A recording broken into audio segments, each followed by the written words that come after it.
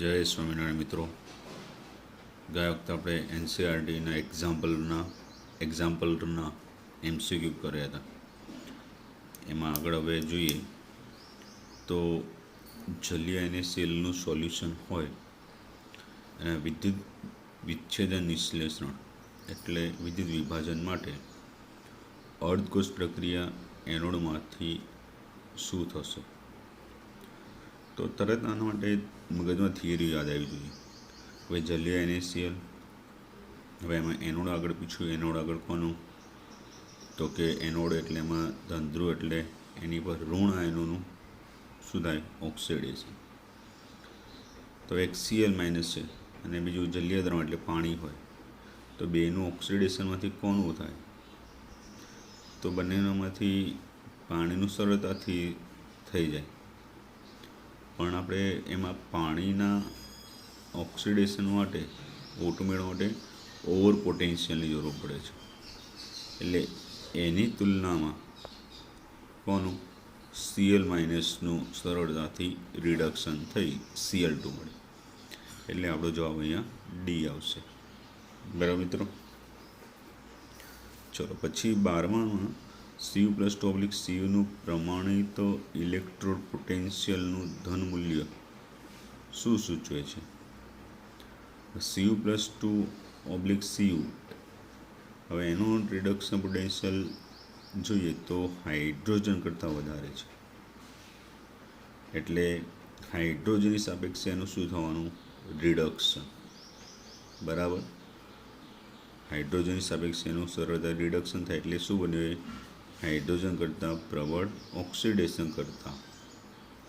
અને હાઇડ્રોજન સાથે જ્યારે જોડીશું ત્યારે એ શા તરીકે જોડાશે?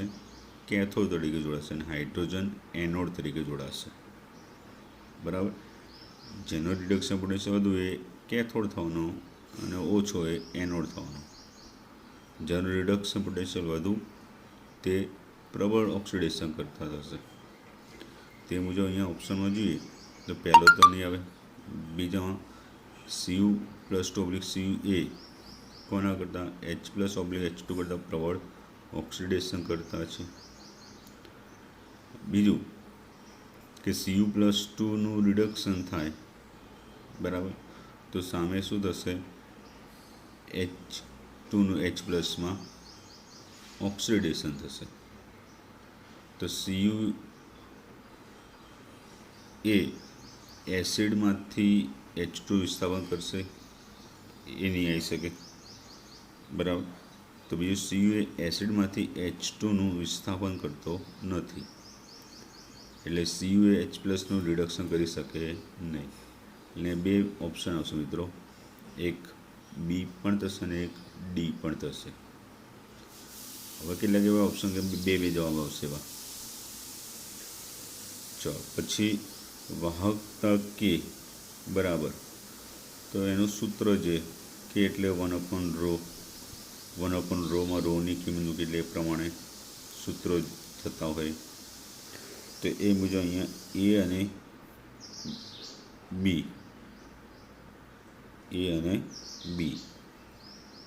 બરાબર, એ અને બી આ બેનો આ 1/r કરી દઈએ તો 1/r એટલે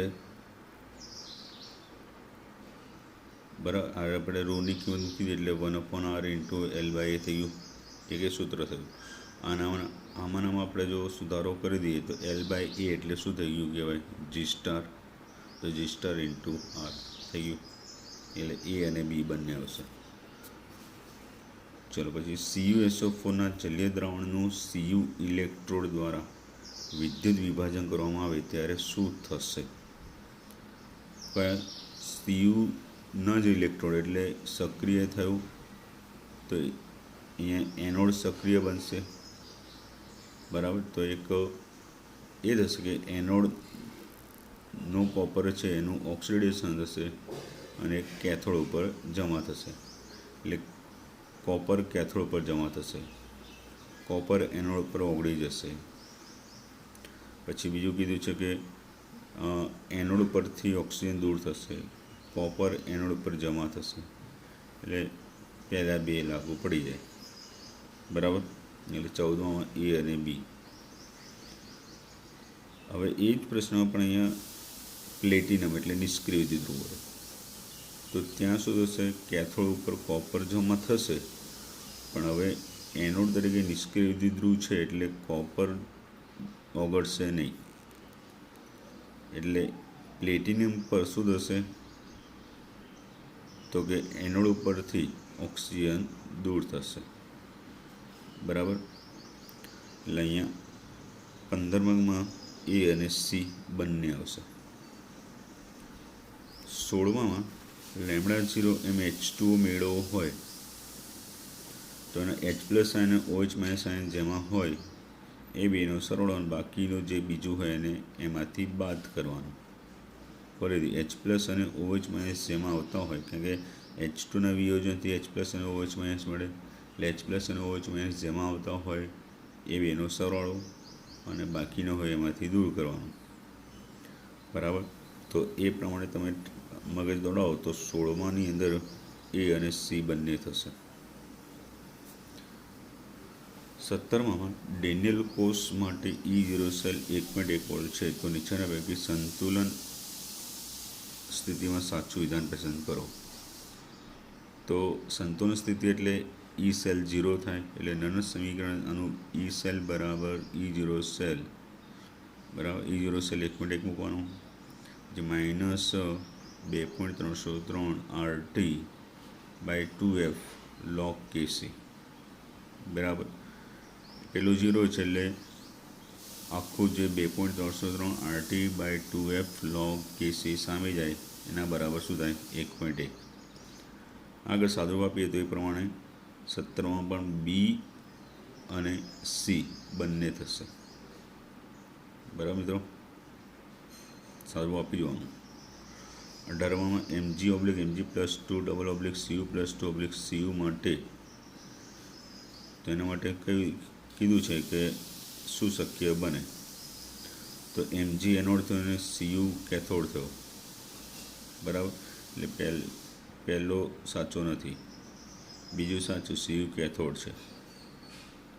પછી કોષ પ્રક્રિયામાં Mg+2માં ઓક્સિડેશન થાય, Cu+2 Cuમાં રિડક્શન થાય, એટલે એ બી સાચું છે.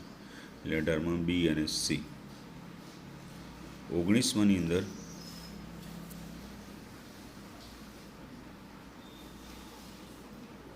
કે આયોનિક દ્રાવણની મોલર વાહકતા ખાલી જગ્યા પર આધારિત છે. તો આયોનિક દ્રાવણની મોલર વાહકતા ખાલી જગ્યા પર આધારિત છે. તો આયોનિક દ્રાવણની મોલર વાહકતા તો તાપમાન, દબાણ, પછી એ સમયે રહેલી સાંદ્રતાઓ, બરાબર. એક તો તાપમાન આવી ગયું, ઇલેક્ટ્રો વચ્ચેનું અંતર ના આવે, દ્રાવણમાં ઇલેક્ટ્રોલાઇટની સાંદ્રતા પર આવે, વિસ્થાપન આવે, એટલે એ અને સી. લેડ સંગ્રાહક કોષ માટે ચાર્જિંગ દર પ્રક્રિયા દરમિયાન, લેડ સંગ્રાહક કોષમાં ચાર્જિંગ પ્રક્રિયા દરમિયાન શું થવાનું, કે જે ડિસ્ચાર્જિંગ કેથોડ પર થતી એ પ્રક્રિયા ઉલટાઈ જાય.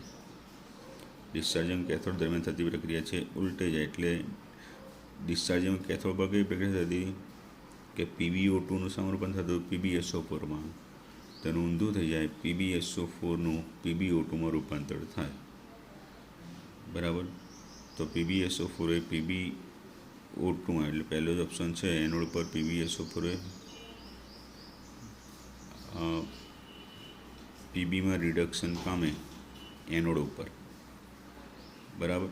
એવી એમાં શું થાય, કેથોડ વળી પ્રક્રિયા ચાર્જિંગ દરમિયાન કીધું છે ને, એટલે ચાર્જિંગ દરમિયાન શું થવાનું, જે કેથોડવાળી પ્રક્રિયા, ડિસ્ચાર્જિંગવાળી જે કેથોડવાળી પ્રક્રિયા છે એ ઉલટાઈને એનોડ ઉપર થવા લાગે, બરાબર.